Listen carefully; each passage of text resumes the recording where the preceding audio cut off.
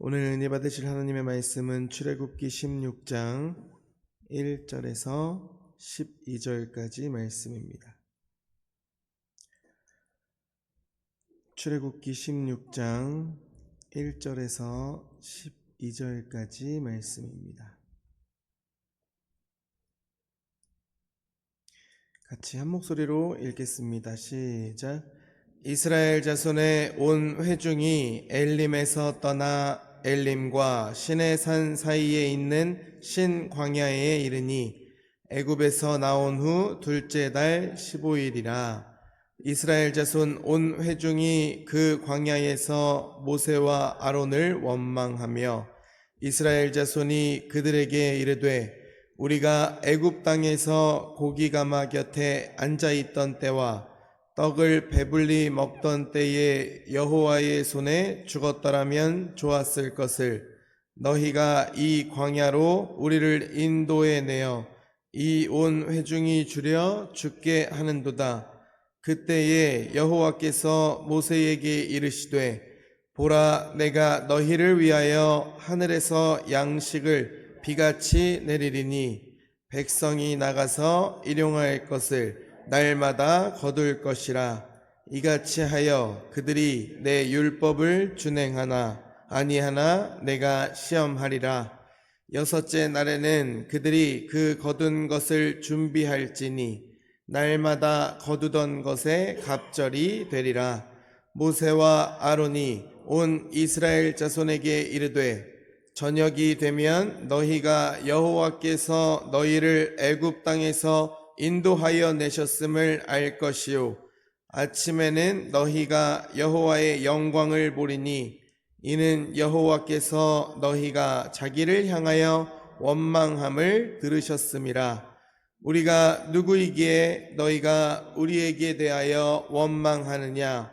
모세가 또 이르되 여호와께서 저녁에는 너희에게 고기를 주어 먹이시고 아침에는 떡으로 배불리시리니 이는 여호와께서 자기를 향하여 너희가 원망하는 그 말을 들으셨음이라.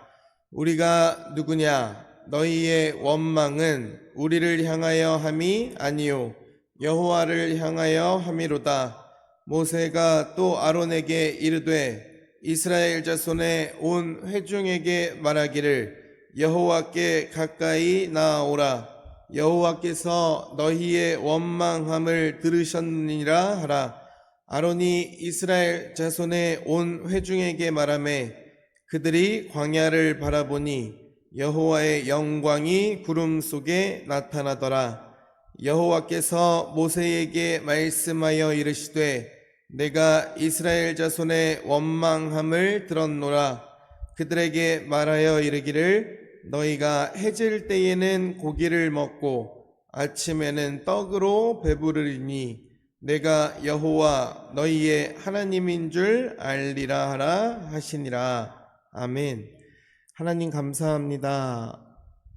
오늘도 하나님의 말씀으로 하루를 시작하게 하시니 감사합니다. 하나님, 오늘 주시는 말씀이 우리 인생의 방향이 되게 하옵소서. 예수 그리스도의 이름으로 기도합니다. 아멘. 지난 말씀에서 이스라엘은 마라의 쓴 물을 만났습니다. 백성은 원망했지만 하나님은 쓴 물을 달게 하셨고 나는 너희를 치료하는 여호와임이라 라고 말씀하셨어요. 그리고 엘림에서는 물샘 열둘과 종려나무 70그루 곁에서 쉬게 하셨습니다. 오늘 말씀에서는 이스라엘이 엘림을 떠나서 다시 광야로 들어갑니다. 이번에는 물이 아니라 먹을 것의 문제입니다. 1절을 보시면 이스라엘은 엘림을 떠나서 신광야에 이릅니다. 신광야는 이스라엘이 엘림을 떠나서 시내산으로 가는 길에 지나간 광야 지역이에요. 때는 애굽에서 나온 후 둘째 달 15일, 출애굽한 지 한 달쯤 지난 때였습니다. 홍해를 건넜어요. 마라의 쓴물도 지나왔습니다. 엘림의 쉼도 경험했습니다. 그런데 다시 문제가 찾아와요. 먹을 것이 부족해진 것입니다. 2절입니다. 이스라엘 자손 온 회중이 그 광야에서 모세와 아론을 원망하여. 몇 사람만 불평한 것이 아닙니다. 온 회중이 원망했어요.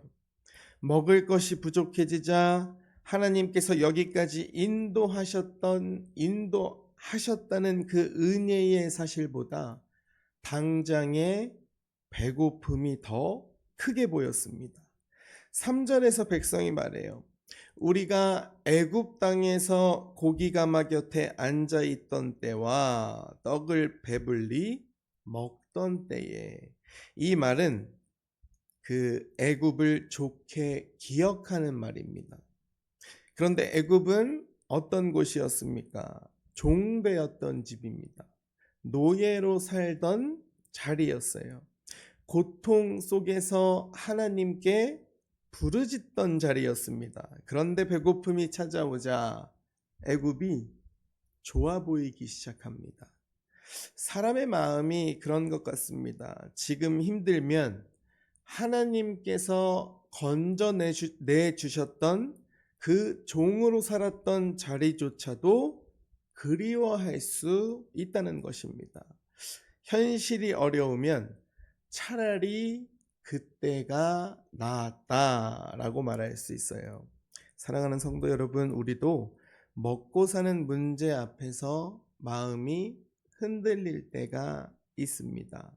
생활비, 병원비, 자녀 문제, 직장 문제, 앞으로의 염려가 생기면 믿음의 말보다 걱정의 말이 먼저 나올 수 있어요. 그래서 우리는 매일 하나님 앞에서 마음을 지키려고 노력해야 합니다. 4절입니다. 하나님께서 모세에게 말씀하세요. 보라, 내가 너희를 위하여 하늘에서 양식을 비같이 내리리니.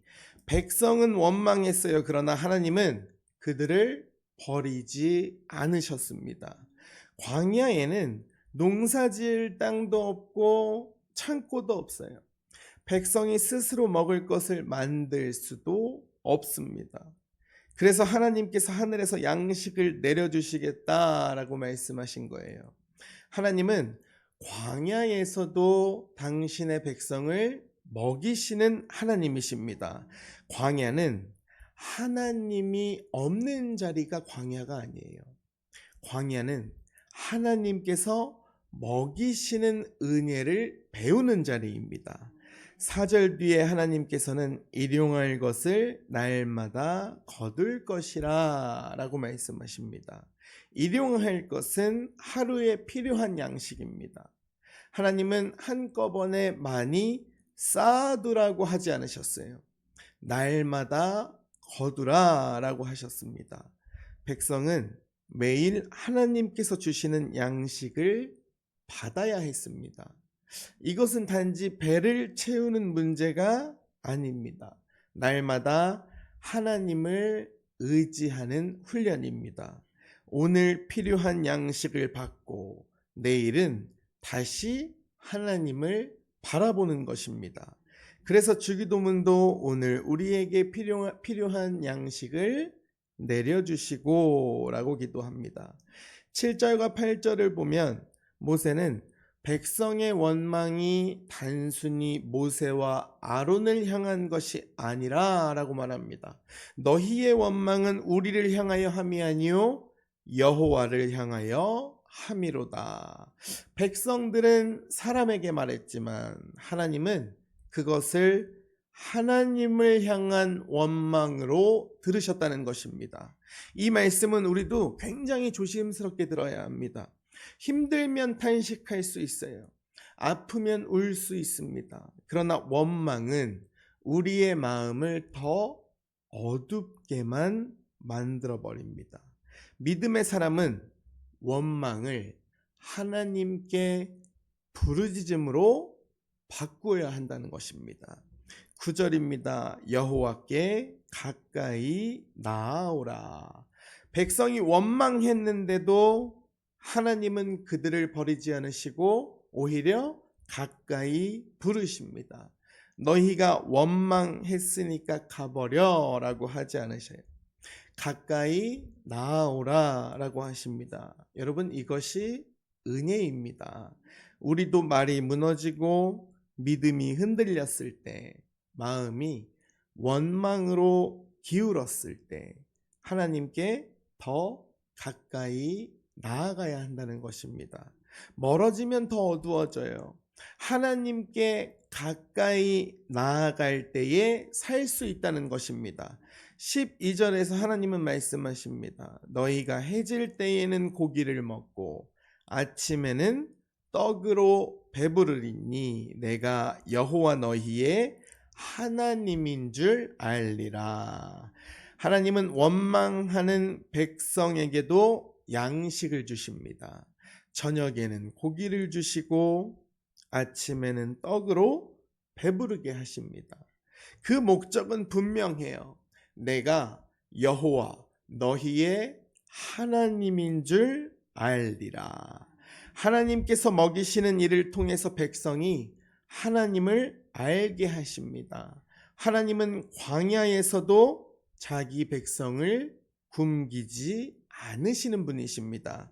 사랑하는 성도 여러분, 하나님은 광야에서도 먹이시는 분이십니다. 우리 삶의 부족함이 찾아올 때 먼저 원망으로 무너지지 말아야 합니다. 하나님께 가까이 나아가야 해요. 오늘 필요한 양식을 구하고 오늘 감당할 힘을 구해야 합니다. 하나님은 우리에게 오늘의 은혜를 부어주십니다. 몸이 아픈 분에게 오늘 견딜 힘을 주시고 마음이 지친 분에게 오늘 붙들 말씀을 주시고 생활의 염려 가운데에 있는 분에게 오늘 살아갈 은혜를 허락하여 주신다는 것입니다. 내일의 염려에 눌려서 오늘의 믿음을 잃어버리지 않기를 바랍니다. 광야에서도 하늘에서 양식을 내리시는 하나님을 믿고 살아가는 저와 여러분이 되시기를 주님의 이름으로 간절히 축복드립니다.